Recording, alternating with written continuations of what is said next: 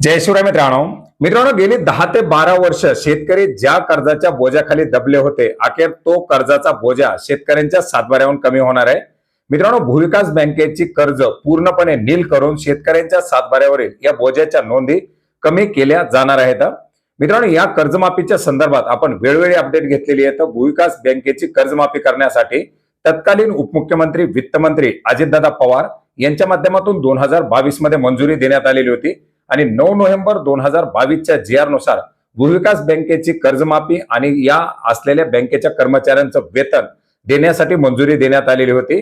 याच्यासाठी ज्या काही उपाययोजना या ठिकाणी निश्चित करण्यात आलेल्या होत्या आणि याच पार्श्वभूमीवर आपण पाहिलं होतं की 9 मार्च 2025 रोजी भूविकास बँकेची जी परवाना आहे तो रद्द करण्यात आलेला होता आणि आता याच्या अंतर्गत जे काही राज्यातील शेतकरी होते या सर्व शेतकऱ्यांची कर्ज ही शासनाच्या माध्यमातून परतफेड केली जाणार होती. त्याच्यासाठी मंजुरी देण्यात आलेली होती. निधी देखील मंजूर करण्यात आलेला होता. मित्रांनो, या निधीचं वितरण झाल्यानंतर सुद्धा आणि या बँकेचा परवाना रद्द केल्यानंतर सुद्धा अद्याप या शेतकऱ्यांच्या सातबाऱ्यावरील बोजा कमी करण्यात आलेला नव्हता. याच्यामुळे देखील शेतकरी मोठ्या प्रमाणात चिंतेत होते आणि मित्रांनो, अखेर आता 2 फेब्रुवारी 2026 पासून शेतकऱ्यांच्या सातबाऱ्यावरील या भूविकास बँकेचा बोजा कमी करण्यासाठी सुरुवात करण्यात आलेली आहे.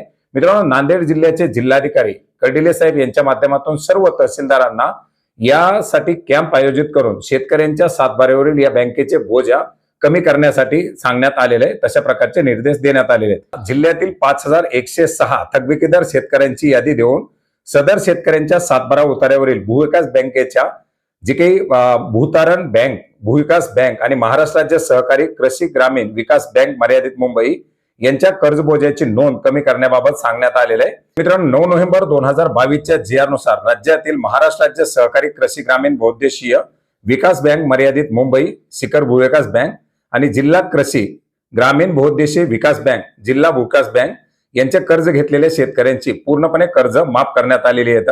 भूतारण बँक, भूविकास बँक व महाराष्ट्र राज्य सहकारी कृषी ग्रामीण विकास बँक मर्यादित मुंबई या बँकेचे सभासद असलेल्या शेतकऱ्यांना आवाहन करण्यात आलेलं आहे की आपले संबंधित सहाय्यक ग्राम महसूल अधिकारी अर्थात तलाठी महसूल विभागाशी समन्वय साधून आपल्या सातबाऱ्यावरील भूतारण बँक, भूविकास बँक आणि महाराष्ट्र राज्य सहकारी कृषी ग्रामीण विकास बँक मर्यादित मुंबई या नावानं असलेल्या बँकेच्या कर्जबोंदेची नोंद कमी केल्याची खात्री करावी आणि याबाबत जर काही अडचण असेल तर आपल्या संबंधित तहसील कार्यालयामध्ये संपर्क साधावा, अशा प्रकारचं आवाहन देखील करण्यात आलेलं आहे.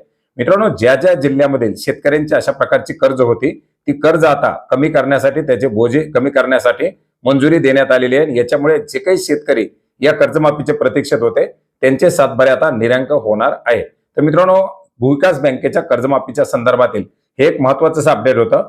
या कर्जमाफीच्या संदर्भातील किंवा इतरही काही कर्जमाफीच्या संदर्भातील जे काही नवीन अपडेट असतील ते नवीन अपडेट सुद्धा आपण वेळोवेळी जाणून घेण्याचा प्रयत्न करणार आहोत. भेटूयात नवीन माहितीसह, नवीन अपडेटसह. धन्यवाद.